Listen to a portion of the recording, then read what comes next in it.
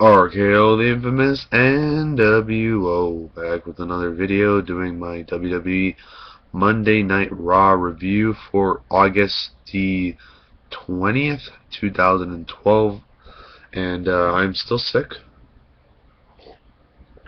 If you watched my SummerSlam video yesterday, you probably realized how sick I was, and if you survived that whole review, I'm surprised you did, because I would have never survived watching that review of how bad it was.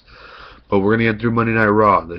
Overall, the show was pretty bad, but we're gonna review it anyway. So let's get started with the Brock Lesnar and Paul Heyman coming out, pretty much talking about how Brock Lesnar dominated Triple H, and how he is the new leader of the WWE, the WWE Universe. He is the new King of Kings, and he is the new. Instead of calling the ring the WWE ring, they should just call it the Broctagon, because Brock Lesnar destroyed Triple H. And that was pretty much it at the beginning of Raw. Then they left. Then we got the first match of the night: R-Truth, Kofi, Kingston, and Cara versus the Primetime Players, Cody, Rhodes. Pretty much just a regular 3-on-3 tag team match where all competitors just went at it back and forth, tagging in and out. Ended up being Sin Cara and Rhodes being in the ring. Rhodes tried to take off Sin Cara's mask, and Sin Cara rolls up Rhodes for the victory. Then we get a backstage segment with Matt Striker interviewing AJ, and this was pretty much meaningless. Oh, pretty much he said that Punk wants to pick his opponent tonight, and she's pretty much letting him under her supervision. So even though Punk doesn't choose his opponent, she gets the final call of a yes or no. Next up, we got Ryback versus two jobbers. Ryback pretty much dominating the jobbers, and Jinder Mahal came in and attacked Ryback for the DQ finish. Then we got Ryback pretty much beat up the Jinder Mahal pretty much left, and Ryback beat up the jobbers, and that was it. Then we got a backstage segment of Jericho texting backstage, or tweeting. I am assuming he was texting. And Ziggler comes up and interrupts Jericho, and he says he wants a rematch.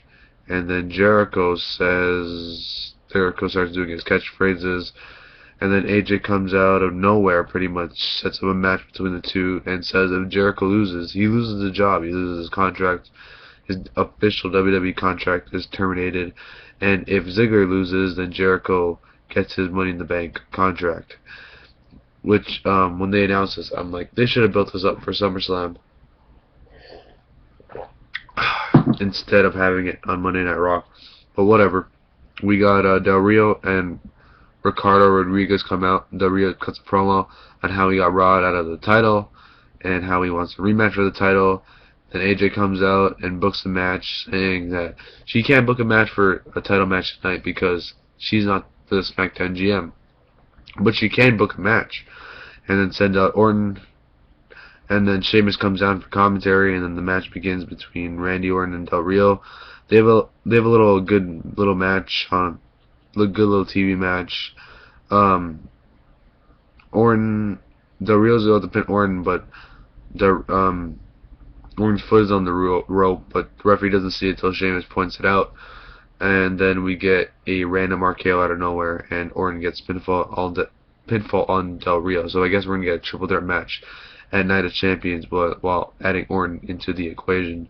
Then we got a recap of Claudio Castagnoli, a.k.a. Antonio Cesaro, winning the United States Championship. And we get a recap of the SummerSlam weekend, the Access, and all the events that they did throughout SummerSlam. Oh god, my voice sounds so bad. Then we get a match between Damian, Sandow, and Brodus Clay. Pretty much, Clay gets the better of Sandow, but Sandow gets a roll-up by holding the tights on Brodus Clay and gets the victory. And then Brodus Clay takes out Sandow and starts dancing as always. Then they show tweets of what people thought of Triple H losing, pretty much superstars and celebrities. And then we get the Shawn Michaels interview via satellite, pretty much saying how he knew Brock Lesnar was going to beat Triple H, but he didn't want to tell his best friend that he was going to lose. And he was all sad, and pretty much sounded like if you watched this as a random person watching this one interview, you thought I thought that Triple H died. That's the way it seemed, because the loss was so devastating to him that it was just that bad. But yeah, that was a okay segment. Then we get a match between the returning David Otunga versus against a random opponent, which ended up being the Big Show. This would have been a 10-second match if this was a 2-hour Raw, but since this was a 3-hour Raw, they gave it a couple minutes. Big Show dominated Otunga, knocked a bunch, and got the victory. Okay, we got the tag team match where AJ booked a match where the tag team partners were in former feuds, Danielson and Miz versus Kane and Ryder. This was an okay match, but it ended up ending in a no contest after Danielson first Miz ran off, and then Danielson ran off, and then Kane was just going crazy because Danielson slapped Kane, and then Kane pretty much tombstone. He attacked the timekeeper, and then tombstone Zack Ryder. Yeah. And then Striker interviews CM Punk, pretty much trying to find out who his opponent he was going to pick. And then pretty much Punk said Cena. Mr. Punker said Cena. And but he wants Cena to do something first before he gets the actual match. Next up, we got a Divas Battle Royal, and the winner gets to become the #1 contender. Caitlyn at the end pretty much eliminated Eve, so she gets her revenge from losing on Friday Night SmackDown. The GM assistant spot, and now gets to face Layla in a future title match. We get a Wade Barrett vignette and a new WWE app, which is available for Apple products, well, the iPhone, iPad, iPod Touch, or Androids. Then we get a backstage segment with Vicky Guerrero pretty much prepping Dolph Ziggler for his match against Jericho, which is next. We get Ziggler versus Jericho. This is a pretty good match. Not as good as the SummerSlam match, but pretty good for a TV match. Typical Ziggler back and forth. They go to commercial break. It was funny. They showed a WWF commercial between the match on commercial break. They come back from commercial, and pretty much Ziggler gets the pinfall victory over Chris Jericho. Jericho ends up taking out Ziggler after the match and walks off, and that's it. Then we get a trailer for a new WWE movie, which is rated R, which makes no sense because their main target audience is kids now, age 12 to youth to 17. Then we get the final segment. Punk comes out, pretty much talks how he demands more respect. He goes to Jerry Lawler and says that a couple weeks ago, remember the same thing as last time, a couple weeks ago, that you said that I turned my back on the WWE Universe and I want an apology. And then Cena comes out, I brush your mouth like Colgate. Then they go at it. Punk wants Cena to call him the best in the world. Cena cuts a pretty good promo on Punk, saying that if he called him best in the world, that he should just walk out now because he doesn't believe in himself. And Cena then tried to convince Punk to give him the title shot, because if he gives him the title shot at Night of Champions, he'll be in his hometown of Boston, Massachusetts.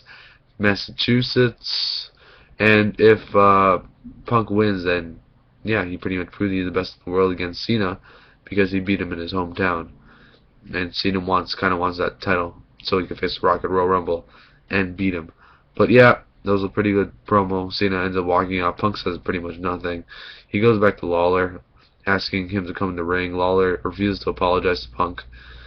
And then, well, he does actually apologizes, but then Punk wants him to say that he's the best in the world, and Lawler refuses. Punk kicks him in the head.